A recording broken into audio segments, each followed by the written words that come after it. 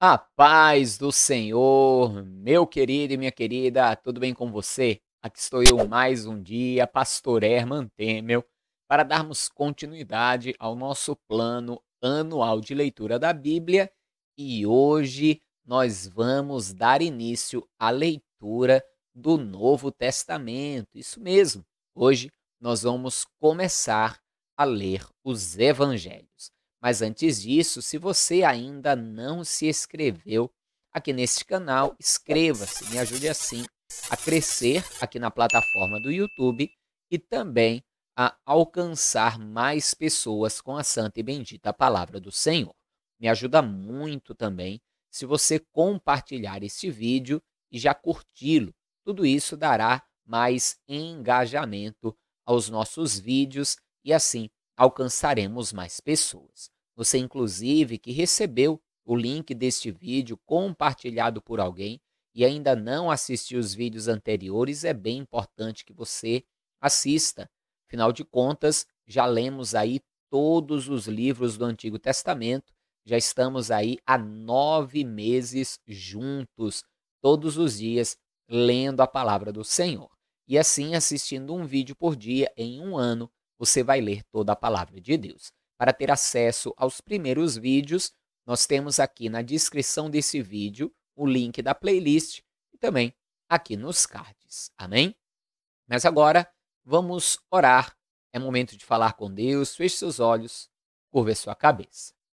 Senhor meu Deus e Pai Todo-Poderoso, é no nome santo e bendito do Teu amado Filho, Senhor Jesus, que mais um dia nos reunimos para ler a Tua palavra, para aprender mais de Ti, e entramos agora em um momento crucial, Senhor, quando vamos começar a ler a respeito das boas novas, a respeito da crucificação, a respeito da história do Cristo, do nosso Salvador.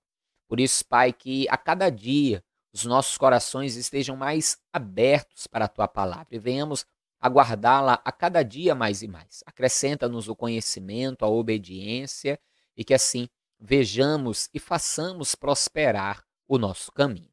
Abençoe, eu te peço, a vida de todos que estão fazendo esse plano de leitura, bem como a sua casa, o seu lar e toda a sua família. Pai, em nome de Jesus eu te peço que assim seja feito. Amém? Então vamos para a nossa leitura de hoje.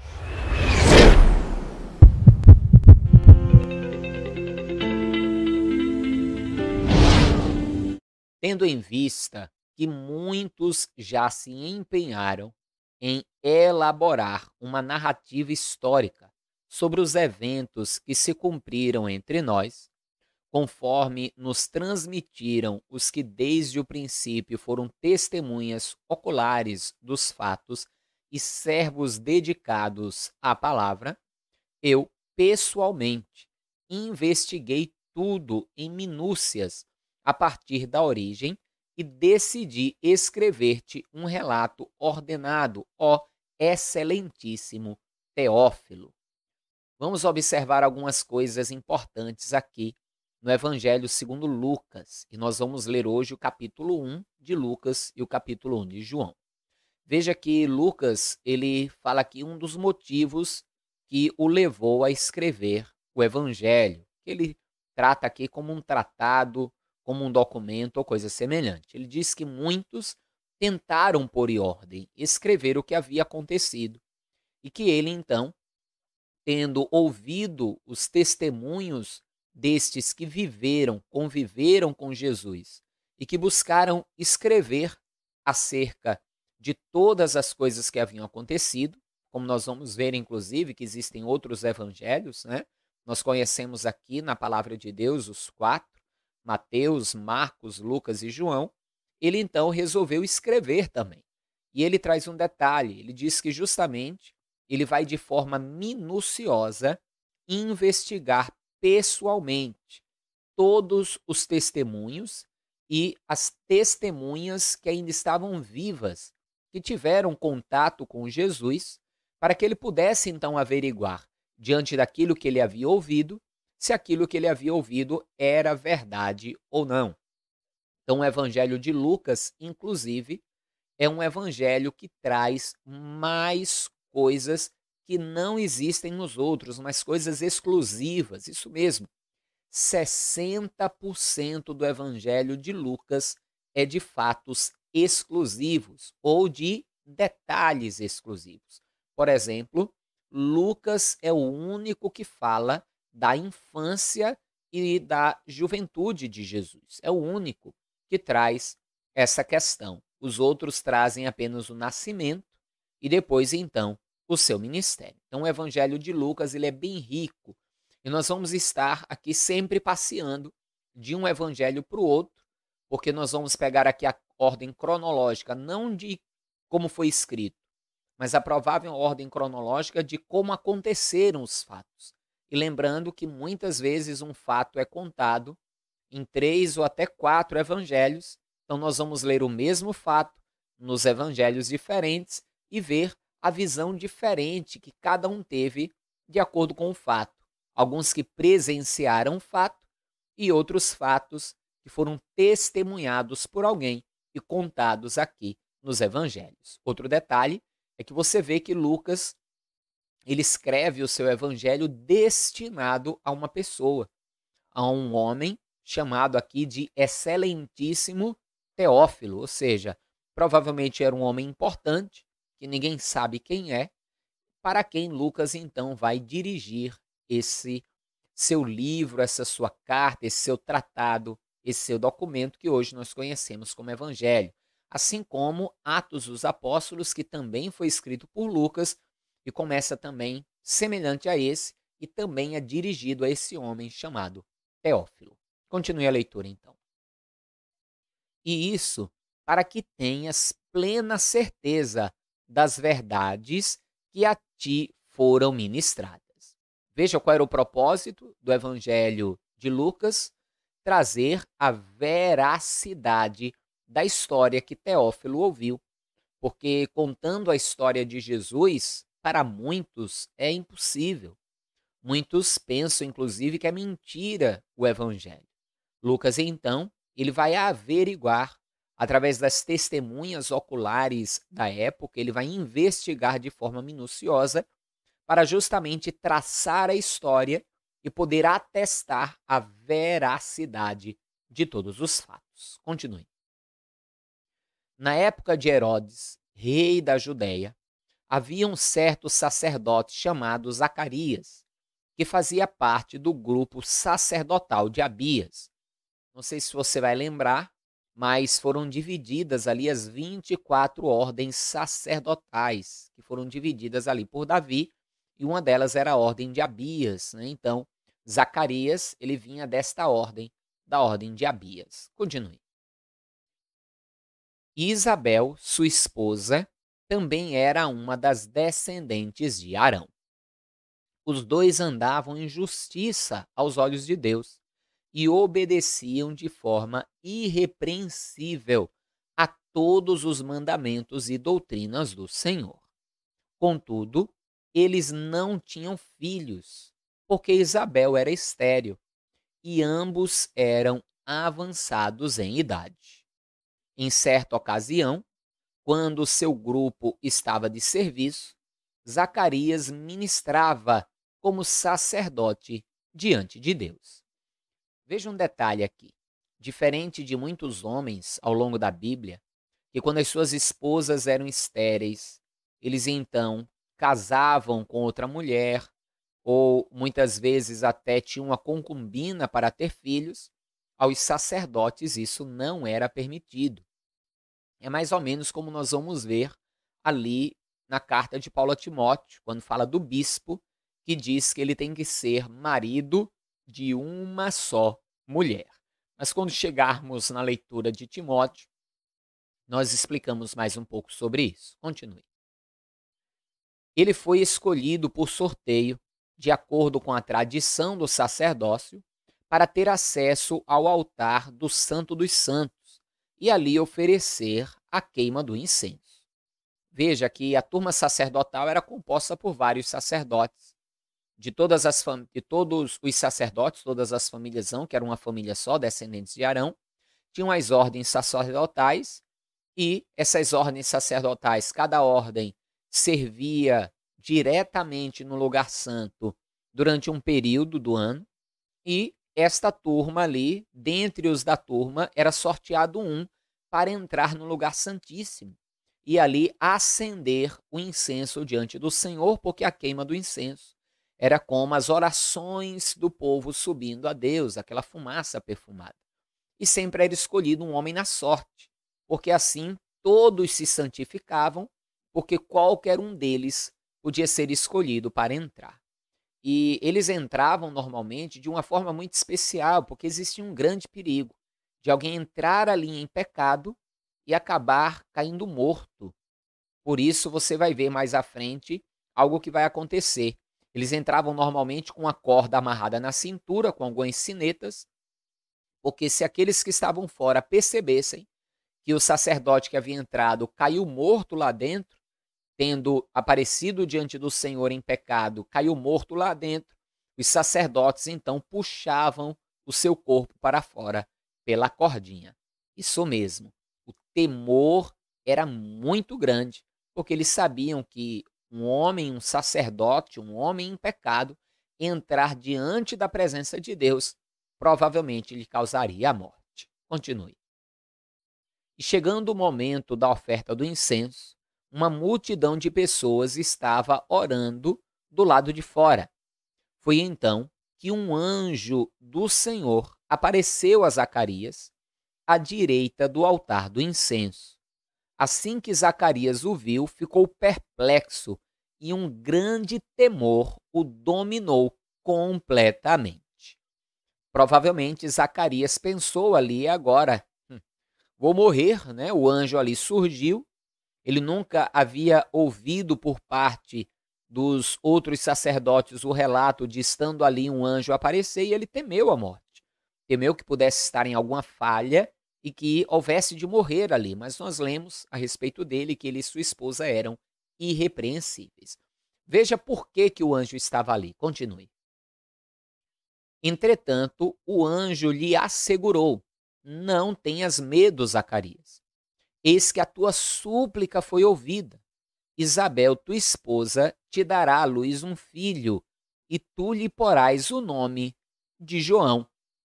Ele te será motivo de grande felicidade e regozijo, e muitos se alegrarão com o seu nascimento, pois ele será grande aos olhos do Senhor. Jamais beberá vinho nem qualquer outra bebida fermentada, e será pleno do Espírito Santo desde antes do seu nascimento. Zacarias está recebendo aqui a promessa tremenda e poderosa que seria pai justamente daquele de quem Jesus testemunhou que era o maior profeta nascido de mulher, justamente João Batista. Um detalhe aqui que me chama a atenção e que um dia eu vou trazer uma live só falando sobre isso, é que quando o anjo diz ali, né, a Zacarias, a tua oração foi ouvida, não é a oração que ele fez ali naquele momento. A tua oração foi ouvida e tua mulher te dará um filho, né? Ou seja, ele seria pai. Será que ele, agora já velho, adiantado em idade, ainda orava por um filho? Eu acredito que não. Eu acredito que o anjo está falando de uma oração que ele havia feito há muito tempo, que talvez ele mesmo já havia até esquecido, mas Deus não. E isso fica mais forte para mim quando a gente vai ver a reação de Zacarias diante da promessa do anjo. Veja comigo. E conduzirá muitos dos filhos de Israel à conversão ao Senhor seu Deus. Ele avançará na presença do Senhor no mesmo espírito e poder de Elias, com o propósito de fazer voltar o coração dos pais a seus filhos e os desobedientes à sabedoria dos justos, deixando um povo preparado para o Senhor. Você lembra que nós lemos na profecia, dias antes, que seria levantado um profeta, né, que Elias seria levantado, e eu expliquei isso para você. Que não era Elias literalmente, mas alguém vindo no espírito de Elias. Está aí a confirmação daquilo que eu expliquei. Continue. Então Zacarias indagou do anjo, né? Ele vai perguntar ao anjo: como poderei certificar-me disso? Ou seja, como eu posso ter certeza disso? Pois já sou idoso e minha esposa igualmente de idade avançada. Então veja que Zacarias não esperava mais ser pai. Então aquela era uma oração antiga de Zacarias, que mesmo depois de muito tempo, agora estava sendo respondida. Continue. Ao que o anjo lhe replicou: Sou Gabriel, aquele que está permanentemente na presença de Deus, e fui encarregado de vir para falar e transmitir-te estas boas notícias. Porém, eis que permanecerás em silêncio, pois não conseguirás falar até o dia em que venha a ocorrer tudo quanto te revelei, porquanto não acreditastes nas minhas palavras, as quais, no seu devido tempo, se cumprirão. Ou seja, você não creu, você vai ficar mudo até que todas estas palavras se cumpram.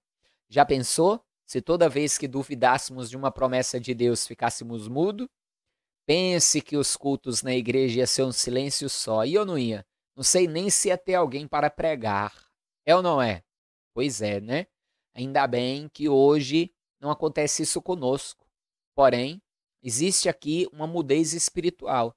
Enquanto não cremos, permanecemos mudo. Em qual sentido? Não contamos o testemunho da vitória. Precisamos crer e não duvidar, porque enquanto duvidamos, não damos testemunho de vitória. Mas quando passamos a crer, aí sim testemunharemos a nossa vitória. Amém? Continue. Enquanto isso, o povo estava aguardando Zacarias e preocupava-se com o fato de que demorasse tanto no santuário do Senhor. Ou seja, pensavam que já havia acontecido alguma coisa, né? Mas eles tinham ali as sinetinhas que alertavam. Se ele caísse ali, eles iam ouvir o barulho da sineta caindo, como também algumas tradições dizem que eles ficavam sempre chacoalhando ali a sineta para mostrar movimento, mostrar que estavam vivos lá dentro. Então o povo começou a ficar preocupado com a demora de Zacarias. Continue. Mas, ao sair, nenhuma palavra conseguia pronunciar. As pessoas perceberam que ele tivera uma visão no santuário. Zacarias tentava comunicar-se através de sinais, permanecendo, todavia, mudo. Ao completar seus dias dedicados ao serviço, ele regressou para casa. E passando esse tempo, Isabel, sua esposa, engravidou, mas durante 5 meses ocultou-se das pessoas, não saindo de casa.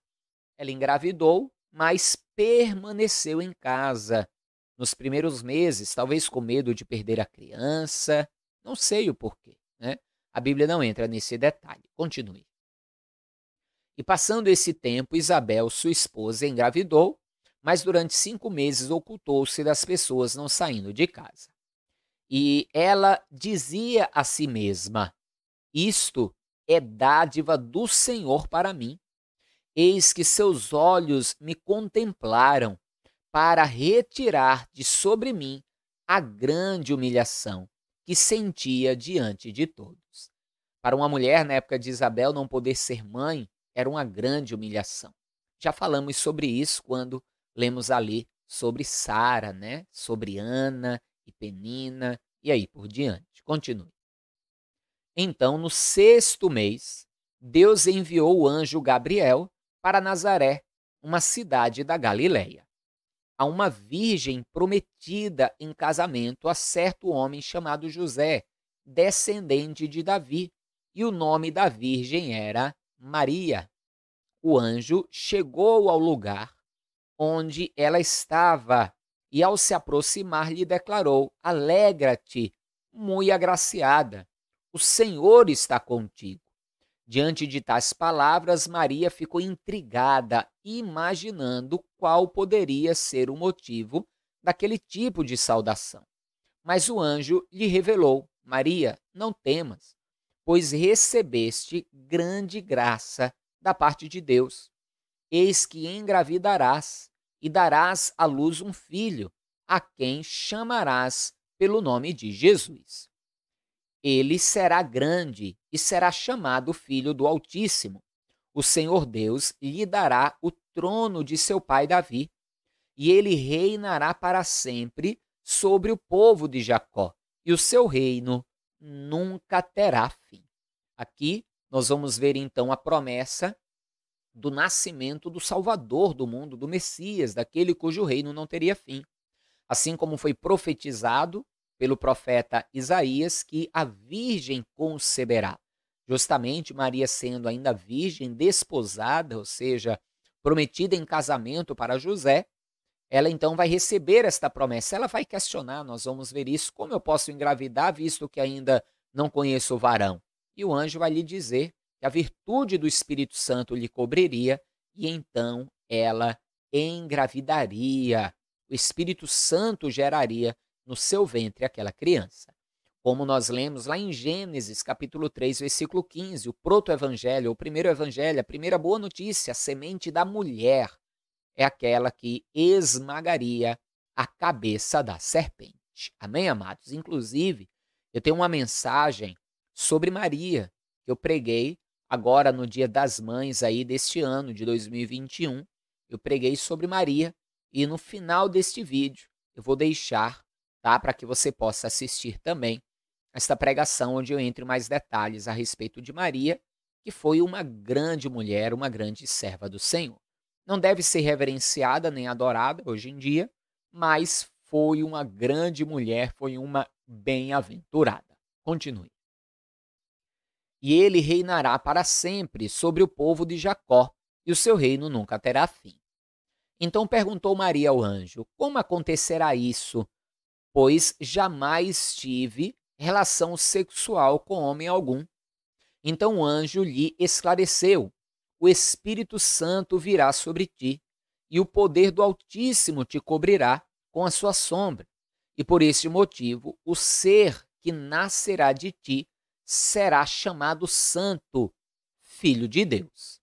Saiba também que Isabel, tua parenta, dará à luz a um filho mesmo em idade avançada, sendo que este já é o 6º mês da gestação, para aquela a quem julgavam estéril, porquanto para Deus não existe nada que lhe seja impossível.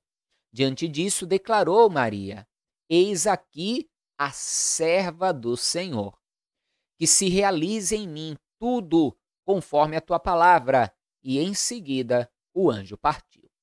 Assista a mensagem que eu vou deixar no final deste vídeo, né, para que você possa assistir, porque lá eu falo um pouco sobre essa declaração de Maria, os riscos que Maria estava correndo ao declarar isso aqui: eis aqui a tua serva, seja feita a vontade do Senhor, os riscos que Maria assume ao aceitar ser grávida, né, engravidar do Espírito Santo, vamos dizer desta forma, né, coberta pela virtude do Espírito Santo, sendo desposada, sendo comprometida com José. Ela vai correr um grande risco e você vai poder ver detalhes aí na mensagem que eu vou deixar fixada no final. Continue a leitura. Durante aqueles dias, Maria preparou-se e saiu rapidamente em viagem para uma cidade da região montanhosa da Judéia. Chegou à casa de Zacarias e foi saudar Isabel. Assim que Isabel ouviu a saudação de Maria, o bebê agitou-se em seu ventre e Isabel ficou plena do Espírito Santo. E com um forte grito exclamou: bendita és tu entre todas as mulheres, e bendito é o fruto do teu ventre. Mas qual o motivo desta graça maravilhosa que me venha visitar a mãe do meu Senhor? Que coisa linda, hein? Verdadeiramente, Maria vai passar a ser chamada de bem-aventurada. Afinal de contas, ela vai gerar no seu ventre o Salvador da humanidade. E veja que revelação tremenda Isabel vai receber do Espírito Santo, vai ser cheia do Espírito Santo e no Espírito ela vai declarar aquilo. né? A honra que ela estava tendo de estar sendo visitada por aquela que levava no seu ventre o Salvador. Isabel já entendeu que aquela criança não era uma criança qualquer, mas era o seu Salvador. Continue. Pois, no mesmo instante em que a tua voz de saudação chegou aos meus ouvidos, o bebê que estava em meu ventre agitou-se de alegria. Bem-aventurada é aquela que acreditou que o Senhor cumprirá tudo quanto lhe foi revelado. Então declarou Maria: engrandece minha alma ao Senhor, e o meu espírito se regozija em Deus, meu Salvador, pois contemplou a insignificância da sua serva. Mas de hoje em diante todas as gerações me chamarão bem-aventurada, porque o poderoso realizou maravilhas a meu favor. Santo é o seu nome. A sua misericórdia estende-se aos que o temem de geração em geração. Ele operou poderosos feitos com o seu braço. Dispersou aqueles cujos sentimentos mais íntimos são soberbos. Derrubou governantes dos seus tronos, mas exaltou os humildes. Supriu abundantemente os famintos, mas expulsou de mãos vazias os que se achavam ricos. Ajudou a seu servo Israel, recordando-se da sua misericórdia infinita, a favor de Abraão e sua descendência para sempre, assim como prometera aos nossos antepassados. E Maria permaneceu com Isabel por cerca de 3 meses, quando então retornou à sua casa. Ao se completar o tempo de Isabel dar à luz, nasceu-lhe um filho. Todos os seus vizinhos e parentes ouviram falar da grande misericórdia com que o Senhor havia contemplado e muito se alegraram com ela. No 8º dia, levaram o menino para ser circuncidado e desejavam dar-lhe o nome do pai, Zacarias. No entanto, sua mãe tomou a palavra e afirmou: não, o nome dele deverá ser João. Ponderaram-lhe: mas ninguém há entre teus parentes que se chame assim. Então, através de sinais, consultaram o pai do menino, que nome queria que lhe dessem. Ele pediu uma tabuinha, e para surpresa de todos escreveu: o nome dele é João. Porque era muito comum naquela época se repetir os nomes, né? Nós vamos ver aí nas genealogias como se repete. Genealogia de José, na genealogia de cada um aí dos homens de Deus, como eles repetiam o nome, né, dos avós, dos bisavós e aí por diante, né? Mas Deus já havia dito através do anjo qual seria o nome. Continue. No mesmo instante, sua boca se abriu, sua língua se soltou e ele começou a falar, louvando a Deus. Toda a vizinhança foi tomada de grande temor e por toda a região montanhosa da Judéia se comentavam esses fatos.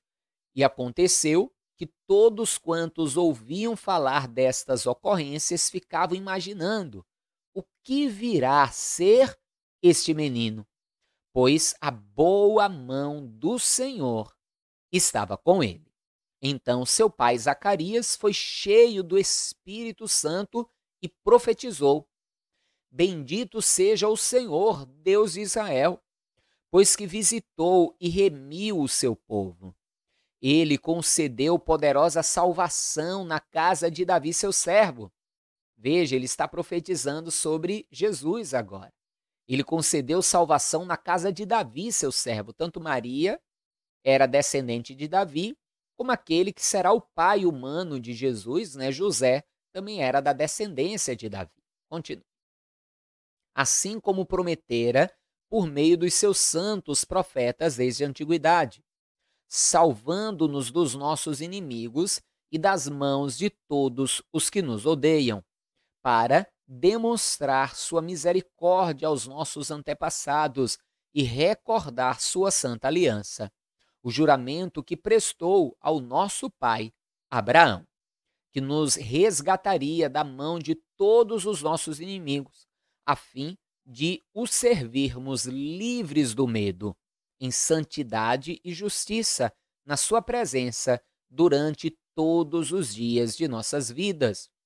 Tu, menino, serás chamado profeta do Altíssimo. Agora ele está profetizando sobre João Batista, né? Sobre o seu filho. Pois marcharás à frente do Senhor para lhe preparar o caminho. João Batista vai ser aquele que foi profetizado, voz que clama no deserto, prepara o caminho do Senhor. Ele vai preparar o caminho para o ministério de Jesus. Continue. Para proclamar ao seu povo o conhecimento da salvação, mediante o perdão dos seus pecados.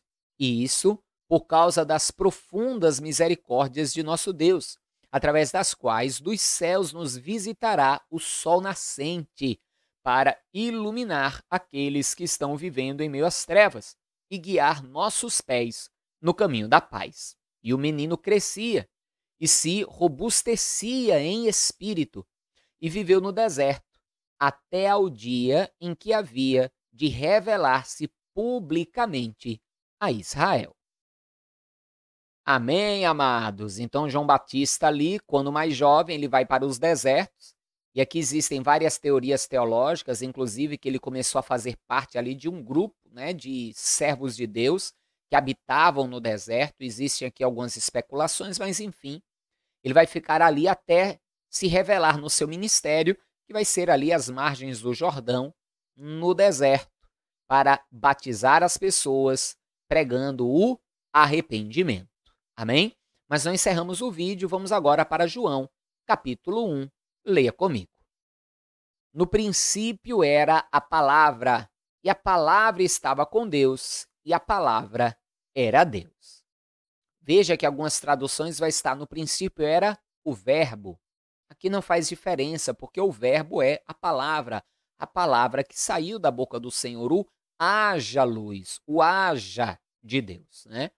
Mas veja que enquanto Lucas ele traz um evangelho, um livro histórico, onde ele vai traçar principalmente as características históricas do Senhor Jesus, João ele já vai pegar uma abordagem totalmente diferente.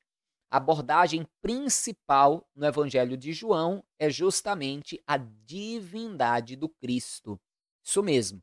Enquanto Lucas vem para trazer a veracidade da história, João vem para mostrar a divindade do Senhor Jesus.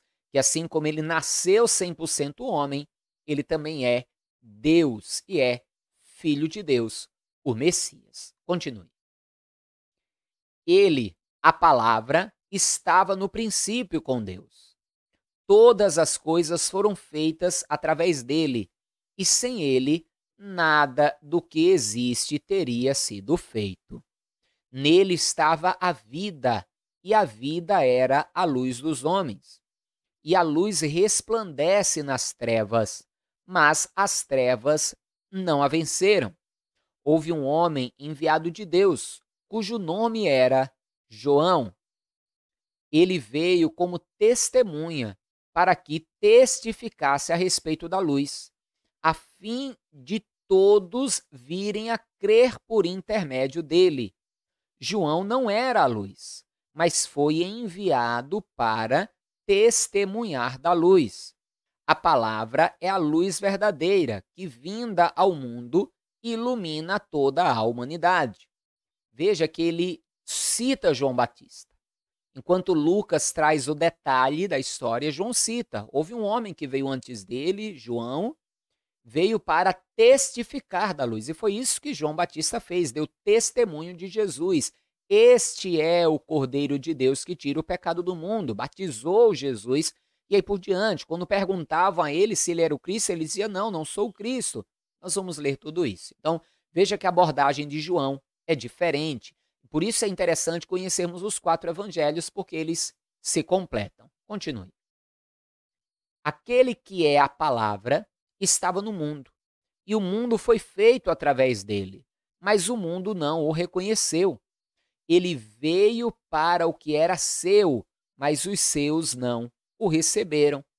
Mas a todos quantos o receberam, deu-lhes o direito de se tornarem filhos de Deus, ou seja, aos que creem no seu nome. E aqui tem uma coisa muito importante. É muito comum as pessoas dizerem assim: todos são filhos de Deus. Não. Segundo a Bíblia, todos são criaturas de Deus, não filhos. O único que é originalmente filho de Deus e que chegou a ser o unigênito, o único filho, é Jesus Cristo. O resto, todos tornaram-se filhos. Como está escrito aqui, nos versículos 11 e 12. Ele veio para os seus. Qual povo? O povo judeu. Ele veio para os judeus. Mas os judeus, os seus, não receberam.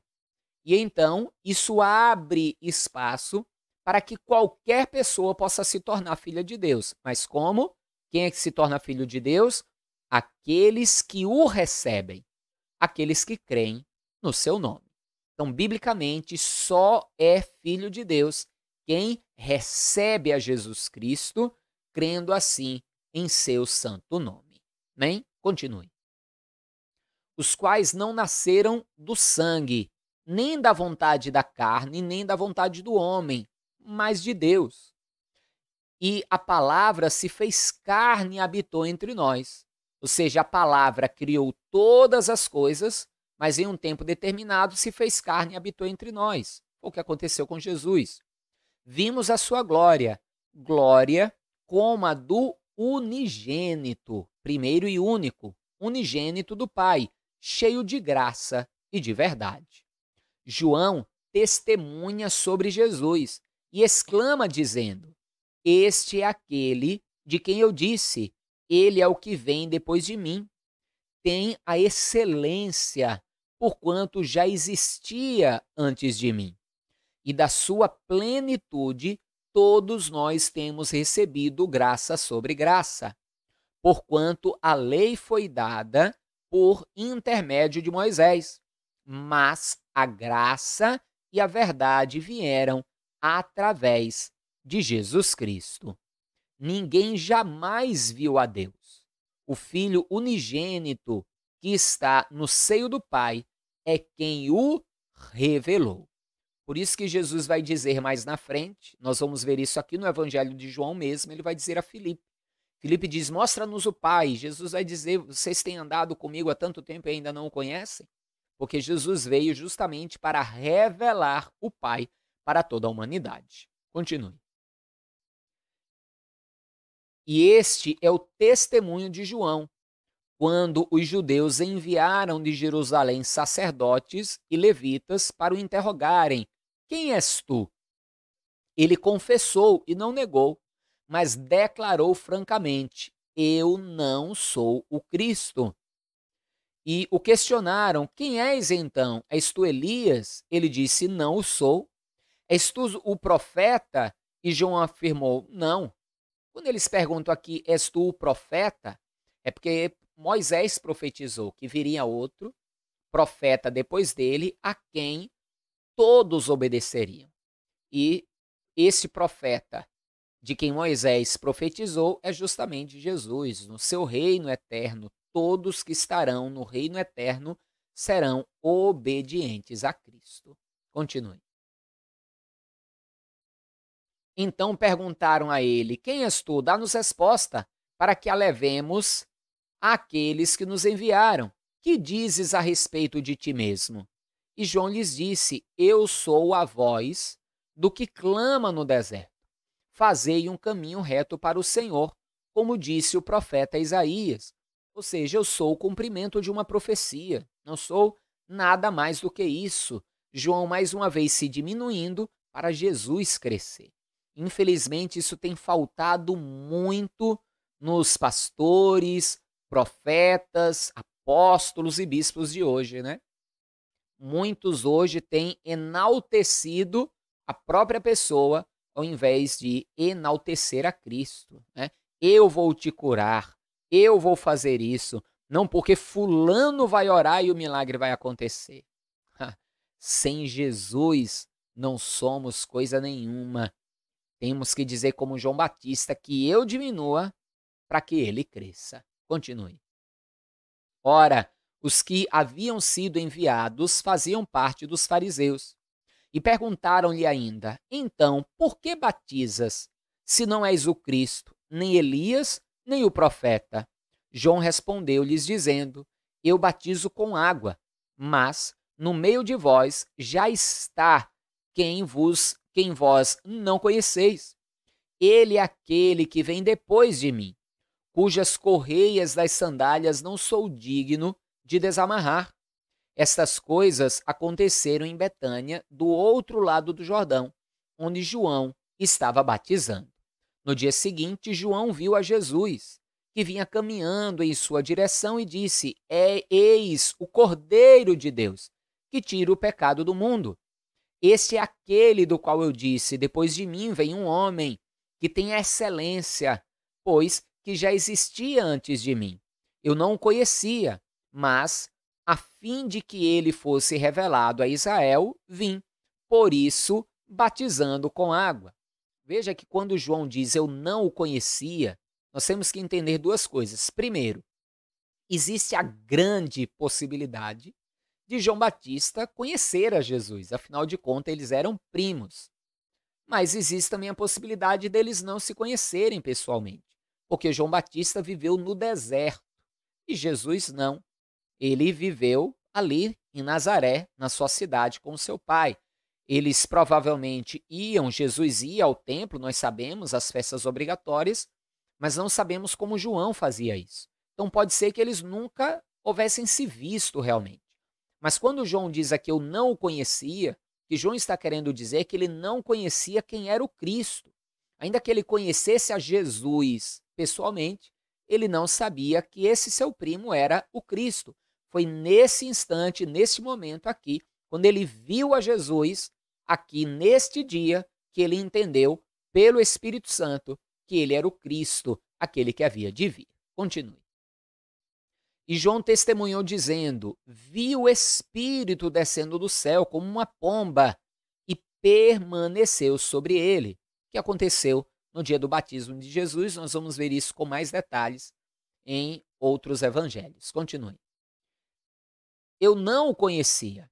Aquele, entretanto, que me enviou a batizar com água, me disse: aquele sobre quem vires descer e permanecer o Espírito, esse é o que batiza com o Espírito Santo.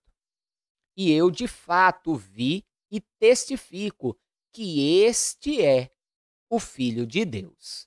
No dia seguinte, João estava outra vez na companhia de dois dos seus discípulos e, observando que Jesus passava, disse: eis o Cordeiro de Deus. E os dois discípulos ouviram o que ele falou e se tornaram seguidores de Jesus. Então Jesus, voltando-se e vendo que os dois o seguiam, disse-lhes: que estáis procurando? Eles disseram: Rabi, que quer dizer mestre? Onde estás hospedado? E Jesus disse: vinde e vede. Eles foram e viram onde Jesus estava morando e ficaram com ele aquele dia, sendo isso por volta da hora 10ª. Um dos dois que ouviram João falar e seguiram a Jesus era André, irmão de Simão Pedro. Ele primeiro procurou seu próprio irmão Simão e lhe disse: encontramos o Messias, que quer dizer o Cristo, e o levou a Jesus. Quando Jesus olhou para ele, disse: tu és Simão, filho de João, tu serás chamado Cefas, que quer dizer rocha. No dia seguinte, Jesus decidiu ir para a Galiléia.